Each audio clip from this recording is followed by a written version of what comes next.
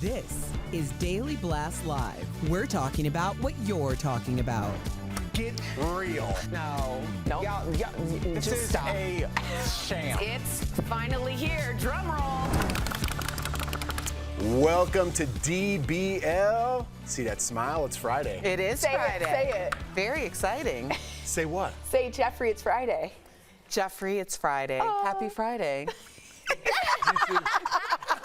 Is this becoming a thing? Yeah, Is it a thing? I like it. Stephanie's like, what's happening? What's happening? We've been doing that all week, Steph. I don't know. I like Stephanie Jones, everybody. Everybody. All right, let's get to it. Ooh, got a round of applause. Tori All right. Shulman, everybody. You know you weren't supposed to go that way. You're supposed to go the other way. All right, let's get to it, guys. Ellen DeGeneres says she was once the most hated person in America. During a stand-up show in L.A., Ellen addressed a scandal that rocked her talk show back in 2020, where she was accused of having a toxic workplace during her performance. Ellen said despite being the face of the show, she didn't know how to be a boss and told the crowd she went to Charlie's Chuckle Hut and not business school. She also said she once became a one-dimensional character on her show who gave away stuff and danced up steps. But I think that's why people tuned in, just to smile. She said the scandal took a toll on her ego and self-esteem. After the show ended in 2022, she didn't go out much and now can look back, make jokes, and dance without crying. What do we think about Ellen? Does she need a comeback? Is she trying to cement her legacy? What's happening here? I think in this case, comeback is subjective because I think Ellen has cemented her place in history, especially as a comic and just as a personality and a part of pop culture. When you talk about being a creative as Ellen is, there is a distinct difference between being a creative and the ability to manage people. And when you have your name on something, it doesn't necessarily all of a sudden make you a manager. Like for me personally, I am a creative. When it comes to my business stuff, my husband, who manages a lot of people, I really defer to him for a lot because that's what he does. If you asked him to be creative, that would be something that would fall off the rails. Yeah. No, that's a good example. Yeah. Different strokes for different folks. People are better at different things, right? Yeah. I also think Ellen is somewhat of an introvert. She started this beautiful gorilla reserve. I don't know if you guys know, in the downtime. She's not always the most people person out there, and I think she probably will do better in stand-up than create and being owner of an entire show with multi-levels of people. She probably is better doing herself, taking responsibility for her jokes and going on the road. If you've ever seen Ellen stand up, it's my favorite. She's one of my absolute favorite stand-ups of all time. She's gonna kill it on the comeback, but she's already been through this. Remember in '97 with the Time magazine cover, Yep, I'm Gay, her sitcom was canceled. She was effectively canceled. So she's been through this road before, and I think she will come out okay. But again, I think she turned a blind eye to a lot of rumors that had a lot of people in a lot of pain. Yeah, I do. And I think you learn lessons. We're human. So I think that, Ellen and other popular television figures forget that at the end of the day, if something's popular and people are investing, literally her show is worth an extreme amount of money. Let's not play around here. It's not like some little talk show. This is a huge national, millions upon millions of people are watching every day. A lot of livelihoods rely on this show. And when big networks like this, if you hit that sweet spot and your numbers are good, and that means she is this happy-go-lucky, we give away a prize and I do a dance, they don't always want to see you as something else. People aren't going to tune in. And we've seen that happen with lots of other shows. And we saw Oprah talk about it too. And she was like, sometimes I wanted to do something different, but then the numbers drop.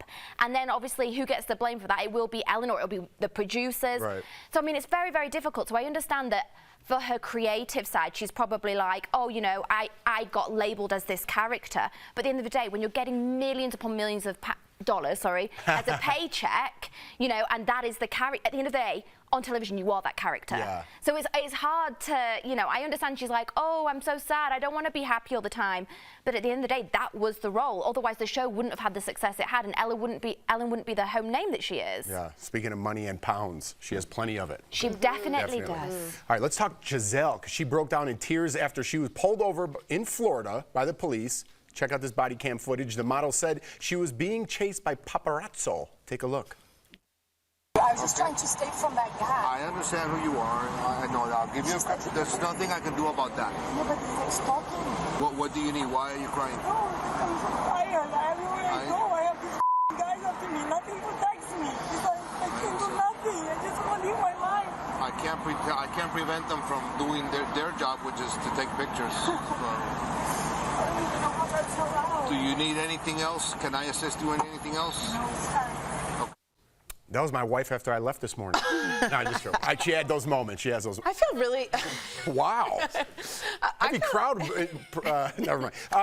Yeah, I get it. People have a day. I don't think this is Gisele. I don't think it was the police. I think it was a culmination of. They both did their best. Everything happened. And she wasn't like, I'm Gisele. Hell, I mean, she was really like, that's a stressed out person from being chased, which is also there. Everybody did their job in that situation. Which should be illegal, to be perfectly honest. I don't understand why they're allowed to chase. I think it's super dangerous. After this situation in actually France, where Princess Diana was killed in that tunnel, things shifted, and I don't know. I feel her. I feel for the police, and I also feel for the job of the paparazzi to do their job. I feel like everyone did their job here, and it sucks. But you know what is even worse? I want to get your opinion, but it's when Giselle's in that state emotionally and not thinking and about not driving. That's what they want. I know. They don't just want a picture You're of you. right. They want something more, sensationalize it. So that's what makes it even worse. Well, that right there is the jackpot. Yeah. It's the jackpot. They've got the shots of her with tears rolling down her face, with the policeman in the window. Yeah. And that's their jackpot. And I'm not saying they're out on purpose to cause that distress. But they want an emotional But if they get response, it, that for them is a huge payday. So it's very, very difficult, because there are no laws in place that will stop them from. There's certain laws in Hollywood about how far you end with children and what you can do. Those are recent. But I mean, and now she's going to go drive off in that state? That's and they're going to follow her. They're not just going to leave and just be like, oh, the policeman's there. They're just going to be like, oh, okay. The officer didn't give her a ticket, just if anyone was wondering, just a warning. What do you think, Erica? How would you handle this, having a bad day and then paparazzi and then you get pulled over? I cannot even. I can't even fathom what that would be like. No. That's so far away from any reality that I live that I'm like, okay, I don't know. I can see why people live in other spaces outside of LA. I think I wanted that. I think I thought I wanted that. Sorry to interrupt you, but I just remember being like, I can't wait for the fame and all that. And then the more you're in LA and the more you see this, the more you're like, thank God I'm not part of that. I was listening to one of my podcasts, and they were talking about, would you rather be famous or would you rather have anonymity and wealth? And I was like, I mean, I'm not famous, but there isn't necessarily anonymity all the time. Yes. And I would go into quiet wealth so fast. Me too. I'd never see Jeff again. Never. I would never see him again. Because the thing about it is, everybody thinks, you're on television, so of course you want to be seen and you want to be known. But what a lot of people don't realize is I've been talking for a living since 1999, literally, okay? I don't know how to do anything else. So this is what I do, and this is how I make my living, but ultimately, it's trying to make a living, right? So get the most living you can and go live by yourself. All right. I like it. That's what I would do too. So let's get this last story in. Taylor and Travis were spotted eating out in LA, and it sparked a whole debate. Okay, so check this out. Taylor and Travis, gross. We're seen sitting on the same side of the booth. Come on. Some fans said this was romantic. Others called it the same booth couple. They don't have a better name than that? You could workshop that you can workshop a little bit. At least have it rhyme with something. But anyways, let's quickly, I can't stand this. I'm not for same You side. do like this, right? I do it every single meal, everywhere I go. Super embarrassing. I think that's super sad of you. Why do you do it? To hold hands? Who else in the world do I want to sit next to? Literally, he's my best friend. I tell him absolutely everything. So I want to be next to Rashay. I have got zero interest in obviously my friends. If I'm out with my friends, it's very different. But if I'm going out for dinner with Rashay, I want to be sat next to Rashay. How about a little personal space? That's time. I kind of. There's time to get close. You know what I mean? After dinner. Right. I'm an eater. I need some room. Yeah. I got wings. I got ribs. You can sit elsewhere. Yeah. Oh, you're not. I don't need to sit right here. You know me how I eat. I don't need anyone Yeah, you near put the chicken bones back into the basket. I feel like breaking bread together, you sitting across from each other. Also, Anthony and I are the couple that order every single appetizer, so we need all the space that we can get. Yeah, they do. I love it. So we'll be across from each other, like it's a whole machine happening. What about y'all? Opposite side. I need some elbow, a little room for the shooter, you know? But I just wonder if they knew, it was a Vince Vaughn line from a different movie, The Breakup.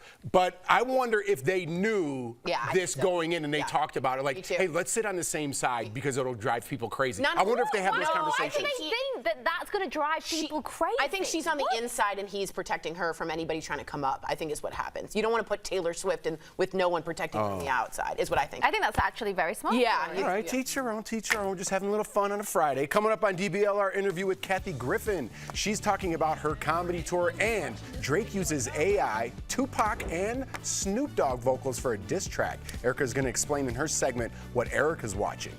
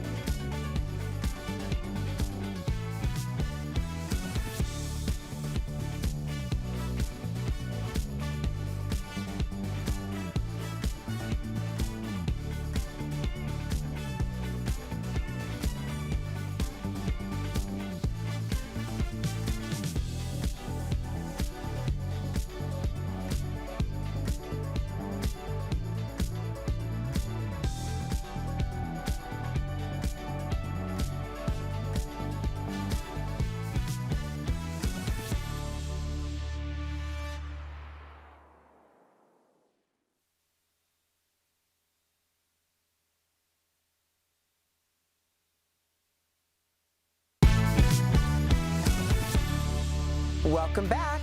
The search for Diddy's stepson is over. Snoop's prepping for his bon voyage, and why is Beyonce washing haters out of her hair? In this week's What Erica's Watching. Since Diddy landed in hot water with some serious allegations, the internet went searching for his stepson, Quincy, whose biological parents are singer Al B. Sure and Diddy's late ex, Kim Porter.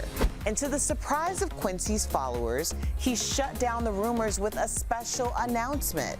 He's making a comeback with the cast of Lee Daniels' canceled TV show, Star. It was canceled after 3 seasons and is now in production to return as a feature-length movie. The moral of the story here, kids, is some people aren't missing. They're just busy making a comeback. Next, Snoop Dogg is responding to Drake, who used AI to feature Snoop and Tupac on his latest diss track, taking shots at Kendrick Lamar. Well, Snoop responded to the news, but we can't quite tell if he's a fan of being dragged into the beef without his permission. They did what? I'm going back to bed. Good night. Snoop's probably just too busy to give it any thought because he's preparing for his TV hosting gig for the Summer Olympic Games in Paris. Check out who's helping him brush up on his French. How do you say goodbye? Au revoir. Au revoir? Oui, oui. That's Snoop's adorable granddaughter, Cordoba. When Beyonce announced her new hair care line, Sacred, the internet had mixed reactions, mainly because fans hardly ever see the Queen's natural crown. But Beyonce posted the receipt, her getting her natural hair washed and blown out. However, some haters still swear that Beyonce is wearing an unclockable lace front wig. And if that's truly the case, Beyonce needs to add those unclockable lace front wigs to her new line of Sacred products. Because at the end of the day, who doesn't want to be Beyonce fabulous? Share with me anything that catches your eye by using the hashtag DBLEricaWatch. We'll be right back.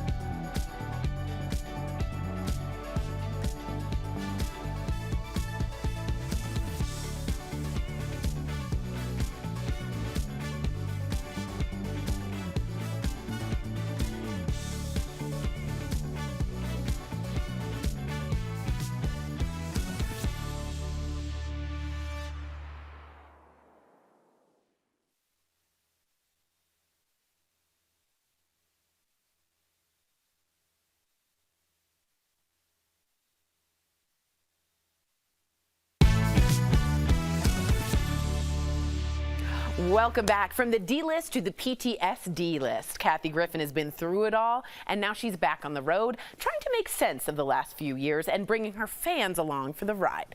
Earlier, we spoke with her all about it. Check it out. Joining us now, please welcome back Kathy Griffin. Hi, you guys. I'm so excited to see you guys again. How are you? So good to see you. We're doing great. Yes, and you look to be doing great as well. You're back on tour. Last time you were in Denver, I saw you at the Buell. So I know your act is known for being full of inside info on your social life, and you said you've lost some friends because of it. So were you surprised by that? And did anyone catch you off guard with how they reacted to you? Yeah, look, it's been almost 7 years since that picture, which I stand by the way. It's covered by the First Amendment. But I lost about, honestly, like 75% of my friends. And my own industry blacklisted me. So honestly, it's a big deal for me to be back on tour because for years, nobody would hire me. And because of the Trump photo back in the day, the theaters were getting bomb threats and death threats, and people lost their minds. So I call the show My Life on the PTSD List because I've actually been diagnosed with PTSD, and I have to laugh about that as well. So since I was last on tour, oh my goodness, you know, I went from the no-fly list to a pill addiction, which I talk about. I'm happily in recovery. Then I got lung cancer and I lost half of my left lung. Wow. I filed for divorce 4 months ago, so I'm 63, single and sexy. And I talk about all that. And of course, I talk about my celebrity run-ins. You know, it's no holds barred. I'm not taking any prisoners. I make fun of everybody in the city. I do my local research, and then I tell my celebrity stories. And I went to Paris Hilton's birthday party, which is just funny on its own. And I met Megan Thee Stallion, who I'm a big fan of, and she said that I could be called Kathy the Stallion. So I'm just one of those people. The crazy stuff just happens to me, and I gotta laugh about all of it. Yeah. It's so true. When you play at Carnegie Hall, first of all, that's amazing this year. You will break the record for most shows by a female comedian at the venue. Previously held by the one, the only Joan Rivers. I know Joan is such an inspiration for you. I want to know, what does it feel like to surpass her on this record? You know what? We discussed it, and she would make fun of me and go, "Oh, I can't stand you. You're taking all my jobs," and call me names. And we'd go to dinner and laugh, and I miss her every day. But Carnegie Hall, I call it the church. Believe it or not, it's a great venue for stand-up because the acoustics are so amazing. But Carnegie, the way the audience shows up, it's more theatrical. Yeah. So it's not like a club where people are ordering drinks and they're at round tables and half of the audience is with their back to you. So I'm so grateful I get to play theaters because it's kind of a game changer. For sure. Oh, I also bring one of my dogs with me on each leg of the tour to comfort me, to add more chaos and madness to my life. That's unbelievable. I love it. I also always loved your relationship with your mother, Maggie, who we lost a few years ago. I just lost my mom 3 months ago yesterday. I'm sorry. Thank I'm you. so sorry. Thank you. And I am still grieving, but I wanted to know how Maggie supported you as a child and into your career, and what you will miss most about her. Supportive moms, you don't get better than that. Oh, don't be fooled. My mom, Maggie, didn't support me at all. She wanted me to be a dental hygienist until the day she died. She felt like comedy was fun, and I brought her to every gig, not stand-up gig, but if I was doing a TV part or a movie part, but she did come to all my special tapings, and she finally came around. But her dream was that I would be a dental hygienist, marry a nice Jewish dentist, even though we're Catholic, and that was her dream for me. So in that way, even playing Carnegie Hall, of course I failed her, but she's in heaven now having a box of wine with my dad. And my mom loved her box of wine, so she used to say, "Tip it." So she's tipping it in heaven right now with my dad. And hopefully they're good and drunk. Oh, I love that. Kathy, congratulations. Thank you so much for coming back on DBL Nation. You can see Kathy Griffin on the My Life on the PTSD List tour going on right now, so get your tickets at kathygriffin.com. Great to see you, Kathy. We'll be right back. Thanks, you guys. Mwah, mwah, mwah, mwah, mwah. Thank you.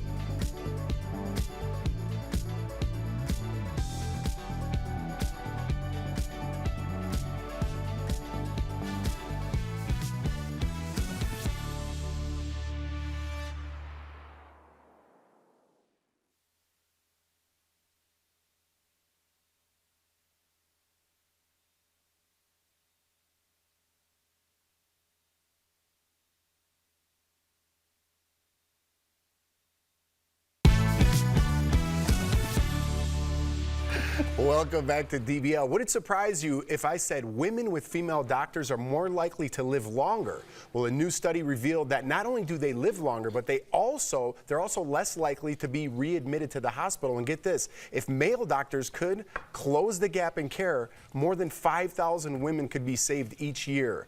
Does this surprise you? And I apologize For on your behalf whole of women. gender. Oh my gosh. No, not at all. I actually, I have several instances of this, but my dentist is a woman. Actually, she's your dentist Mine too. Yeah. Yeah, and I just had like the best experience just because she could really understand like how I was articulating what I needed. Not to say that a man couldn't, but a man didn't. So. We'll just leave it there. We'll leave it there. Shout out to Dr. Kelly. All right. Yes, Dr. Kelly. Picking the right Medicare is important, and better benefits can help. Many Americans already on Medicare may not have a plan with all the benefits accessible to them. So reach out to Medicare Advantage advisors today. The benefit review is free. Just call 800-293-9930. Big weekend plans, Steph? England. Are you really? Yeah, tomorrow. Family? Yeah, meeting my baby niece. I've got my that's bachelorette. right. I've got wedding dress thing. Do you call it a stag for just men? A stag for a man and a hen for a woman. A hen. You're gonna have your hen party. I'm That's a having my bachelorette hen. party? Yeah, they're Yeah. called a stag and hen. But Shay finds it really weird. He's like, why are you a hen and why is it a man a stag? Why is it not a doe and a deer? Or like, why is Right. it two weird animals? I was like, I have no idea. I didn't make the rules. But hen parties are fun. I wasn't expecting such a great answer with what are you doing this weekend? I got nothing. See you tomorrow. We'll see you Monday.